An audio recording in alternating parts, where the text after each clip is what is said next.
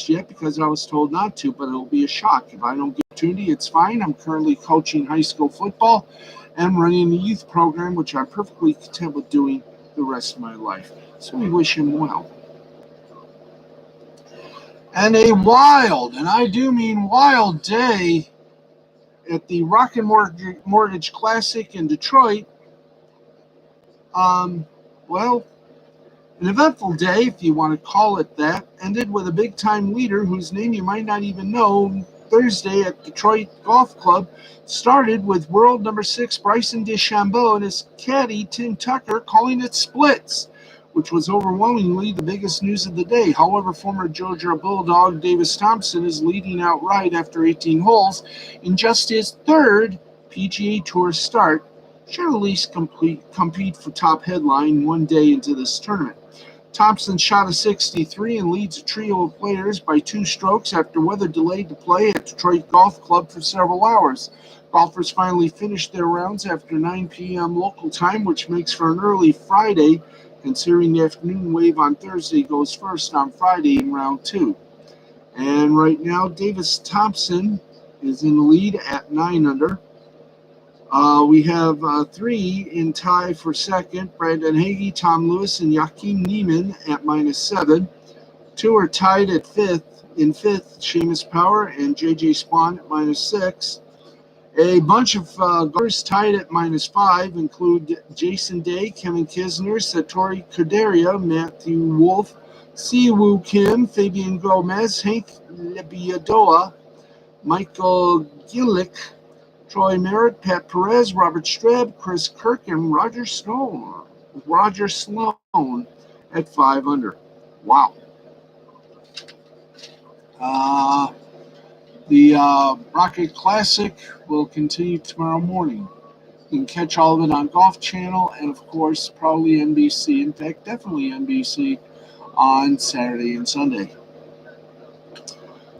The transfer market received a high-profile late addition on Thursday when Illinois big man Kofi Cockburn entered the portal on deadline day for players wishing for immediate eligibility at their new schools next season. Cockburn earned second-team All-American honors from CBS Sports as a sophomore, while averaging 17.7 points and 9.5 rebounds for an Illini squad that earned the number 1 seed in the NC2A tournament. Cockburn is also going through the NBA's pre-draft process professional consideration. If he does return to college basketball and transfers from Illinois, game's most impactful transfers in the season ahead. Though he lacks an outside shot, the 7-footer is one of the most dominant interior players in the nation. Losing Cockburn to another school would be a tough blow for Illinois, as the Illini are also losing leading scorer Ayo Dosunmu to the NBA draft and promising young guard Adam Miller to LSU via transfer from last season's 27 squad. Illinois assistant Chin Coleman and Orlando Antigua also left the program for Kentucky, which has been an active force in recruiting transfers following a dismal 9-16 season. In the NBA, wow. In the NBA, we've already done the golf, guys. Can we just get to basketball?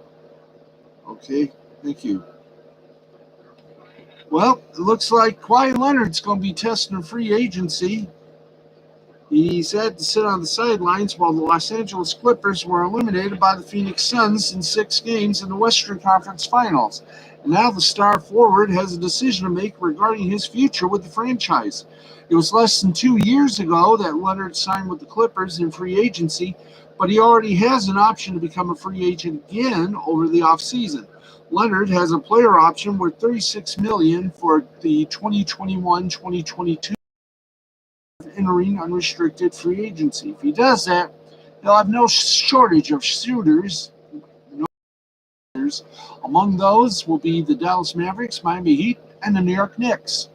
With the Mavs considered by some league executives as the biggest threat to potentially land Leonard, according to O'Connor, he points to the ascendant star that is Luka Doncic, along with the presence of Dallas's new general manager Nico Harrison, as the main reason that the Mavericks are in the running. Now, it's worth pointing out that just because these teams are interested in Leonard, that doesn't mean that the feeling is mutual. Leonard could still potentially pick up his player option for the upcoming season and delay his free agency decision until next offseason. Even if he does opt out of his current contract, he can sign a new longer deal with the Clippers in free agency. Leonard deciding to stay with the Clippers is very possible, even likely. He picked them 2 years ago largely based on location, and last time they still play in LA, plus the team finished 2 wins away from their first NBA Finals appearance, without having Leonard's services for the final wins of the semifinals and entirety of the conference finals. If Leonard were healthy, Clippers would have had a great chance to win the title.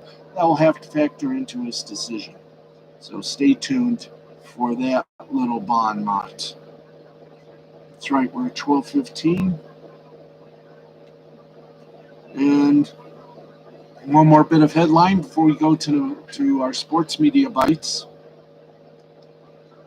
Mark Richt, the former Georgia Bulldog, Miami Hurricane head football coach, made a shocking revelation on Thursday. He's been diagnosed with Parkinson's disease. The 61-year-old former coach took to his Twitter account to reveal the news of the diagnosis and express his optimism as he enters into his battle with the disease that commonly affects men above 60 years old. Rick made a name for himself within the college football coaching landscape while serving as an assistant at Florida State under the legendary Bobby Bowden. From 1990, he guided the Seminoles to 2 national championships as quarterback coach and offensive coordinator. He was hired as the coach at Georgia prior to the 2001 season, and he proceeded to help return the Bulldogs program to national prominence across a 15-year tenure in Athens. He compiled a 145-51 record, leading Georgia, making him the second winningest coach in program history behind Vince Dooley, and claimed 2 SEC championships in 2002 and 2005. Rich currently serves as an analyst for the ACC Network. All right, let's keep the love going and get you updated on some media bites. And wowsy woo, folks, wowsy woo. Here we go. Let's get you on a little golf news. And Phil Mickelson is in Detroit, of course, for the Rocket Mortgage Classic. But after the Detroit News published a report that Mickelson's lawyer said was intended to embarrass his client, this year's PGA Championship winner says he won't return to play in the event again. The story by news reporter Robert Snell was posted late Tuesday and highlighted gambling allegations from a federal trial transcript that linked mob-connected bookie Dom DeSeriano to Mickelson. However, Mickelson was not accused of committing any crime or doing anything wrong, nor was he a subject of the federal investigation. According to Mickelson's lawyer, Glenn Cohen, no wrongdoing by his client. The bets in question, being made more than 20 years ago and the trial taking place in 2007, made the golfer's inclusion in the report unnecessary. In his view, mentioning Mickelson was an attempt to connect him to someone with Detroit ties before he plays in a local golf tournament. Mickelson called the report an unnecessary attack that showed a lack of appreciation for playing in an event that was difficult for him to arrange. Quote, "I don't see me coming back," Mickelson told reporters, including the Detroit News' Matt Charbonneau. "Not that I don't love the people here, and they have been great, but not with that type of thing happening." DeSeriano, who died earlier this year, was a Las Vegas casino host who handled bets for high-rolling gamblers from 1994 to 2002, considered an associate of national mafia organization La Cosa Nostra by the government. He was called as a witness to testify against Detroit crime boss Jack Giaccone during a 2007 racketeering trial. Attempting to call DeSeriano's credibility into question, Giallone's lawyer mentioned Mickelson and how the bookie cheated him out of significant money. According to Snell, neither the federal prosecutor nor DeSeriano's lawyer knew of the bookie's involvement with Mickelson, and when contacted about the news report, Mickelson's lawyer said the golfer knew nothing about DeSeriano's background when placing bets with him. Now, should Mickelson take out his anger at the news report on the Detroit area and organizers of the Rocket Mortgage Classic? Yes. It's his prerogative to do so, and whether or not Mickelson had to be mentioned in the report is arguable. Maybe it was a stretch, but local fans and readers might be interested to know that Mickelson was cheated out of a notable amount of money by a bookie with Detroit ties. And is it Snell's job to show appreciation and help promote a local event, or is it his job to report something that was newsworthy? Even Mickelson's lawyer said nothing in the story was inaccurate. It's up to event organizers, local fans, and community promoters to show Mickelson's gratitude for making an effort to appear in Detroit and bring a lot more attention to a tournament that might not get such publicity otherwise. Now, media detractors will say Snell's report was a gotcha story, but the federal court transcript was discovered earlier in June. The report couldn't have been published earlier. Others might believe that Mickelson is being far too sensitive and penalizing the wrong people. Neither side looks good in that light, unfortunately. We agree with our friends at Awful Announcing. And Detroit News, you're better than this. You're better than this. Okay, now we're stuck. Okay, we are at 20 minutes past 12. Let's, is there any way we can get over to, let's try it again, guys. Let's try it again. Okay, let's get some headlines and get more scores. The Athletic received criticism on social media for publishing its Trevor Bauer report behind a paywall. Greg McElroy and Cole Kubelek will do a morning radio show on WJOX in Birmingham. Mike Kopiker has joined ESPN as a boxing MMA analyst after a time at The Athletic. Huzzah.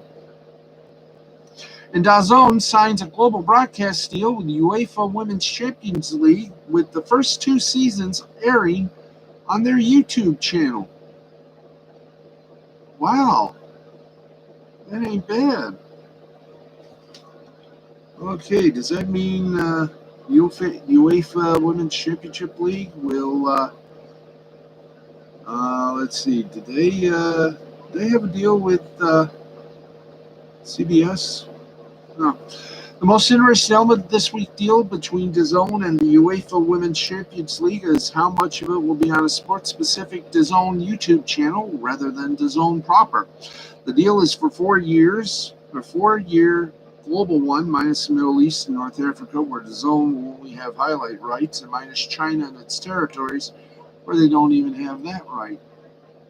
But all matches from its first 2 seasons will air on DAZN's YouTube channel for free. The last 2 seasons will see all 61 matches on DAZN each year, but 19 of them will be available for free on YouTube. So, thumbs up. All right.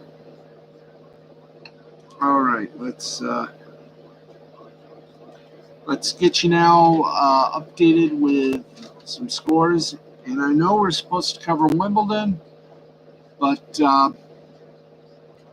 we'll try to get you round 2 of Wimbledon.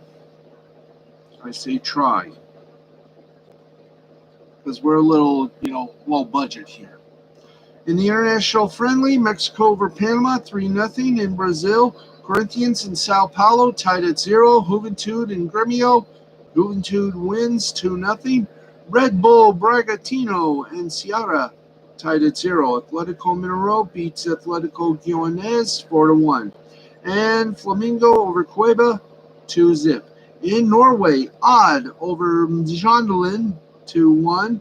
Vålerenga over Sarpsborg 4-1. And in women's international friendly, the USA beat Mexico 4-0. And we are coming down to that last little lineup in our sports show, and that is the Sports Scores International. So let's top it in, and let's go with Japanese baseball right now. The Yomiuri Giants mollywopped the Hiroshima Carp 10-4. Tone gets the win for the Yomiuri Giants. He's 2-0. Takahashi gets the loss for Hiroshima. He's 2-4. Seibu Lions over the Fukuoka Hawks 1-0. Takahashi gets the win for Seibu. He's 7-3. Takeda gets the loss for the Hawks. He's 4-4. The Yakut Swallows over the Hanshin Tigers 6-1. Shimizu gets the win for the Swallows. He's 1-3. Suarez gets a loss for the Tigers. He's 1-1. The Nippon Ham Fighters defeated the Rakuten Golden Eagles 2-1. Ito gets the win for Nippon. He's 6-4. Kishi gets the loss for Rakuten. He's 3-6. And in South Korea baseball, hi there, almost fall. And in South Korea baseball, let's lower that down. Thank you, guys. Doosan Bears over the Hanwha Eagles 10-3. Kia Tigers over the NC Dinos 6-3. Kaimun Heroes over the Lottie Giants 13-1. KT Wiswong over the LG Twins 6-1. And the Samsung Lions over the SSG Landers 8-7. And folks, I gotta tell you, we did it. I think we broke a long record here. Yeah, we were supposed to be on for 45 minutes. We had 2 bloops, and so we redid. And guess what? We're done. We're done 10 minutes early.